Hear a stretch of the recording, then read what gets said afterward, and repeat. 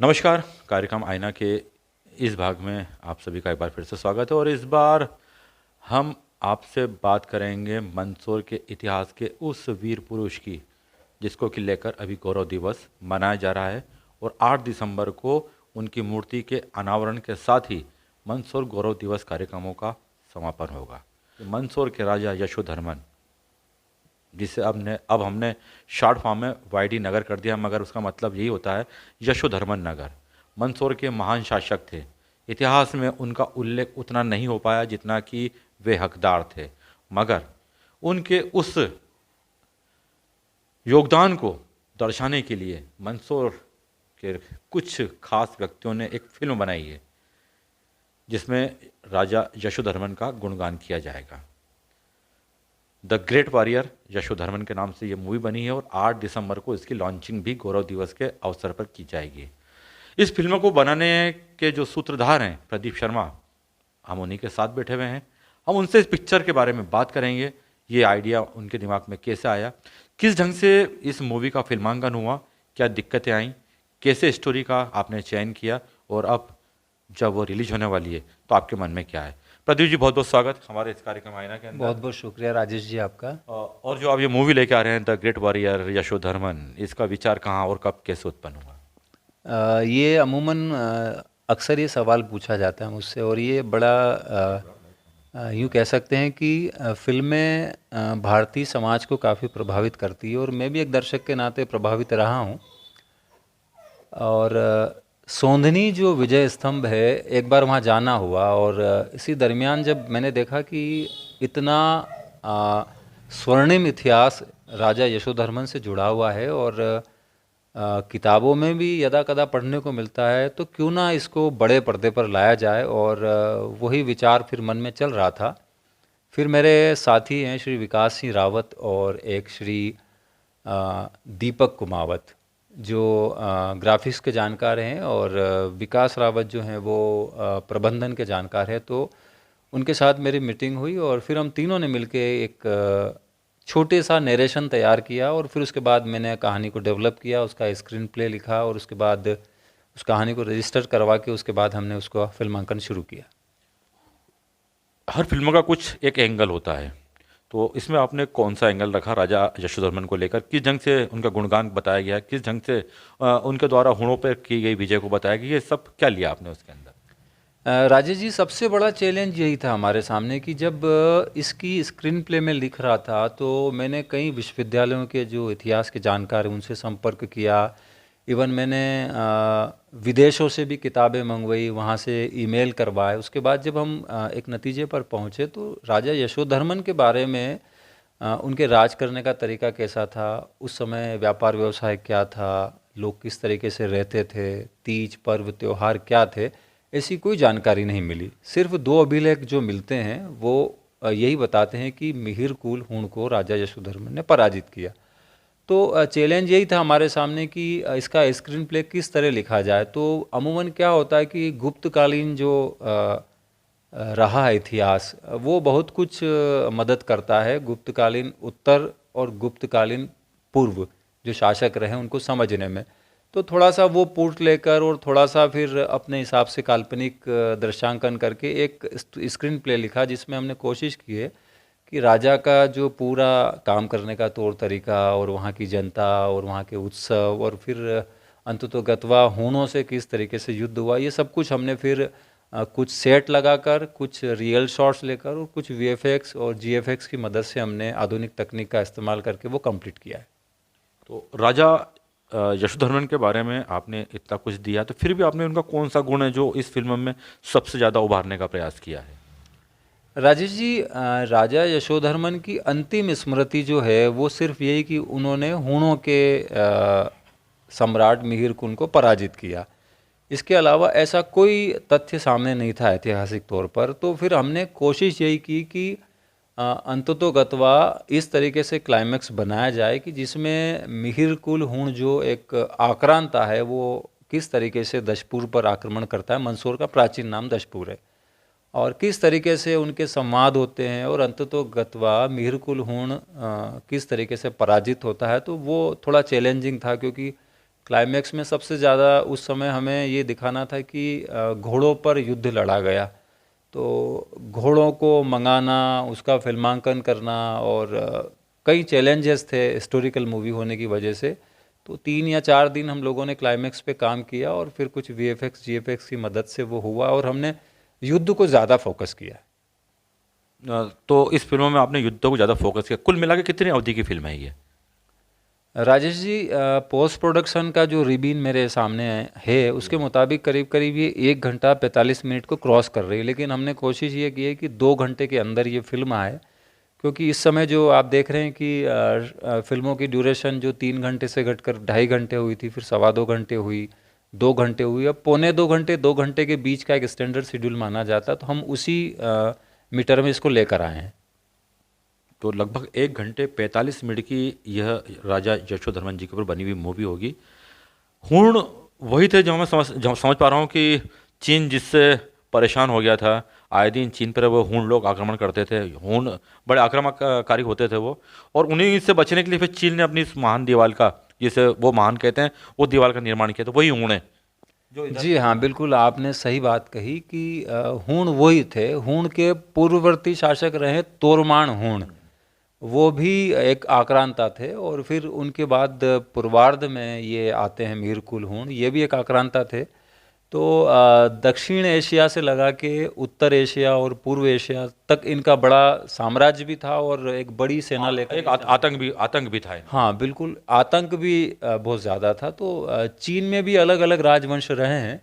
तो जब उन्हें ये खबर लगी कि अगर ये इधर की तरफ रुख करते हैं तो उनका जो साम्राज्य वो खतरे में पड़ सकता है, तो उन्होंने पहले से तैयारी की थी कि क्योंकि ये मध्य भारत और मध्य एशिया में लगातार इनके युद्ध चल रहे थे हूणों के, उसके पहले चीन ने अपनी दीवार को कंप्लीट किया, और उस वजह से शायद चीन जो है इनके आक्रमण से बचा रहा। राजा यशोधर्मन का जो मंदसौर के शासक थे, उनका कोई स्पष्ट इतिहास उपलब्ध नहीं था आपके सामने। कोई इतिहास में ज़्यादा वर्णन भी नहीं था। तो आपने उस कालखंड को, उस समय की वेशभूषा को, उस समय की परंपराओं को, परिवेश को किस ढंग से इमेजिन किया आपने फिर? राजेश जी, ये जो सवाल आपका, यही सवाल सबसे गंभीर सवाल है फिल्म का, कि चुनौती यही थी कि उस समय का जो समाज है उसकी रचना कैसे करें, कैसे वो पहनता है, कैसे उसका संवाद है, कैसी भाषा का इस्तेमाल करता है, और किस तरीके से उनके आपसी जो है सामाजिक व्यवहार आदान प्रदान होते हैं। तो इसके लिए मुझे थोड़ा सा मदद मिला है पंडित जवाहरलाल नेहरू की जो किताब है डिस्कवरी ऑफ इंडिया, उससे काफ़ी मदद मिली है। एक इमेजिनेशन उससे मैं कर पाया। और दूसरा ये कि एक बहुत बड़े फिल्मकार हुए हैं, इस समय मैं आपको उनका उल्लेख करना चाहूँगा कि उन्होंने भी जो फिल्में बनाई हैं उनकी वजह से भी कुछ चीज़ें हमें देखने को मिली। और वेस्टर्न कंट्री में भी ख़ासकर भारत की हिस्ट्री को लेकर बहुत काम हुआ है, तो कुछ चीज़ें वहाँ से भी पिक्चर के रूप में सामने आई। और फिर कुछ जो पाषाण प्रतिमाएं हैं जिनकी बनावट इस तरह की दिखती है, उसको भी मद्देनज़र रखते हुए हमने ये वेशभूषा को तैयार करवाया। श्याम बेनेगल के जो कॉस्ट्यूम डिज़ाइनर है वो इस मामले में बहुत रीच है, उनकी जो पकड़ है बहुत ज़्यादा। तो कुछ संपर्क उनसे भी हुए, कुछ इमेजेस वहाँ से भी आई हमारे पास। तो ओवरऑल ये कॉकटेल बनाकर फिर हमने एक फाइनल कॉस्ट्यूम डिज़ाइन किया, और वही कॉस्ट्यूम फिल्म में देखने को मिलेगा। मंदसौर में सोंधिनी स्तंभ का नाम तो आपने सुना ही होगा, और शायद आप में से कुछ लोग वहाँ तक पहुँचे भी होंगे। वहाँ पर जो विजय स्तूप हैं, स्तंभ हैं, वो राजा यशोधर्मन के हूणों को परास्त करने के, को यादगार बनाने के लिए ही बनाए गए थे। आप यदि उनकी नक्काशी देखें, उनकी बनावट देखें, तो आप ताज्जुब में पड़ जाएंगे कि आज से सैकड़ों हजारों साल पहले की टेक्नोलॉजी कितनी गजब की होती थी, कि उन पत्थरों के ऊपर एक पूरा इतिहास और एक पूरी कला उन्होंने बिखेर कर रख दी है। आज उन्हीं राजा यशोधर्मन के बारे में जब हमारे नगर के युवा के द्वारा एक मूवी बनाई जा रही है, तो स्वाभाविक उत्सुकता होती है कि उस मूवी में हम क्या देखेंगे और किस ढंग से हम अपने राजा का वर्णन उसके अंदर पाएंगे। और मूवी को बनाने में प्रदीप जी सबसे बड़ी दिक्कत होती है फाइनेंशियली, और कुछ अन्य दिक्कतें। तो सबसे बड़ी दिक्कत आपके सामने क्या थी? देखिए, ये जो सबसे बड़ा चैलेंज इस समय डिजिटाइजेशन होने के बाद फिल्मों को बनाना और उसका फिर रिलीजिंग, ये बड़ा चैलेंज है। और फिल्म का जो बजट तैयार हुआ था और प्राथमिक तौर पर हमने जब मुहूर्त शॉट ले लिया था 2017 में, और कुछ स्पॉन्सर्ड हमारे साथ तैयार हुए थे, और बाद में क्या हुआ कि उन स्पॉन्सर की तरफ से पॉजिटिव रिस्पांस आना बंद हुए, और ओवरऑल फिर ये हुआ कि मूवी का जो बजट है वो एक तरह से यूँ कह सकते हैं कि हम तीनों साथियों के कंधे पर आ गया। जैसे श्री विकास रावत मेरे साथी हैं, और श्री दीपक कुमावत, और एक मैं। तो मुहूर्त शॉट होने के बाद मीडिया में ये खबर आ चुकी थी, और सोशल मीडिया पर भी ये खबर आ गई थी कि इस तरह की एक ऐतिहासिक फिल्म बनने वाली है। तो हम रुक नहीं सकते थे, शूट हमारा लगातार चलता रहा। बीच में फाइनेंस की व्यवस्था नहीं हो पाई तो कुछ समय के लिए शूट रुका, फिर थोड़ी बहुत व्यवस्था हुई, फिर शूट हुआ। ऐसा करते करते हमको करीब करीब ये 13 से 14 महीने का हमको समय लगा। और अभी भी इस समय जब रिलीज़ हम इसको करने जा रहे हैं तब भी हमें थोड़ा फाइनेंस इधर उधर से जुटाना पड़ा है। और इस फिल्म को लाने का अब चूंकि प्रसंग भी आ गया था, तो फिल्म कंप्लीट हो गई थी, तो बाद में पोस्ट प्रोडक्शन का काम इसका लगभग हो चुका है और फाइनल ड्राफ्ट तैयार है। और जो इस समय लागत लग गई है वो अलग बात है कि उसका किस तरीके से आगे हमको फाइनेंशियली प्रॉफिट मिलेगा वो तो विषय रहा नहीं, लेकिन फिल्म बनाना चैलेंजिंग था और वापस पलटा नहीं जा सकता था, इसलिए फिल्म को तो कंप्लीट करना ही था। मगर एक संतुष्टि भी होगी कि आप एक गुमनाम से यशस्वी राजा के बारे में आप फिल्म बनाने जा रहे हैं, इस बात की तो खुशी रही होगी आपको।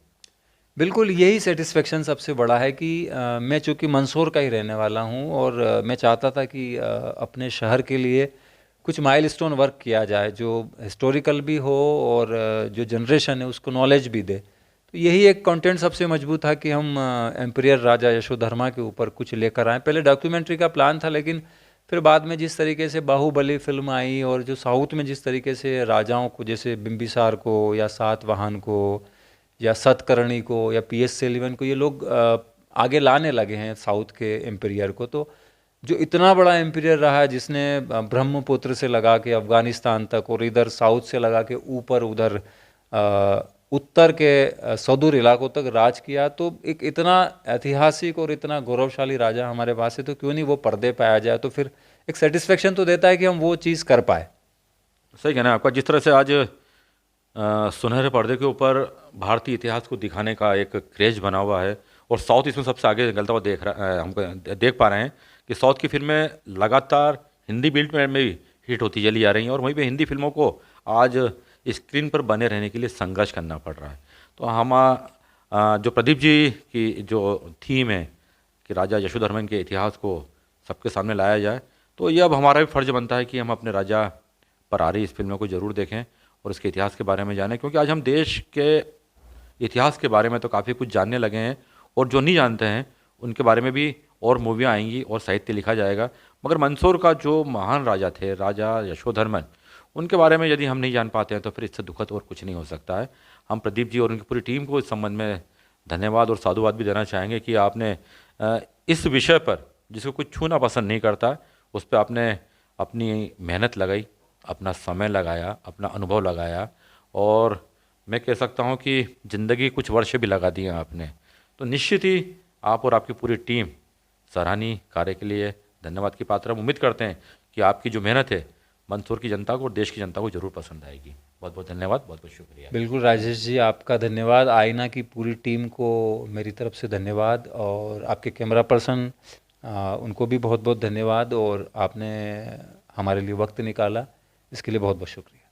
जब आप हमारे राजा के लिए इतना समय दे सकते हैं, अपनी ज़िंदगी के इतने अहम वक्त दे सकते हैं, तो ये तो एक छोटी सी कोशिश है कि आपकी कोशिश को जनता के सामने लाया जाए। बहुत बहुत धन्यवाद एक बार फिर आपको और आपकी टीम को बधाई।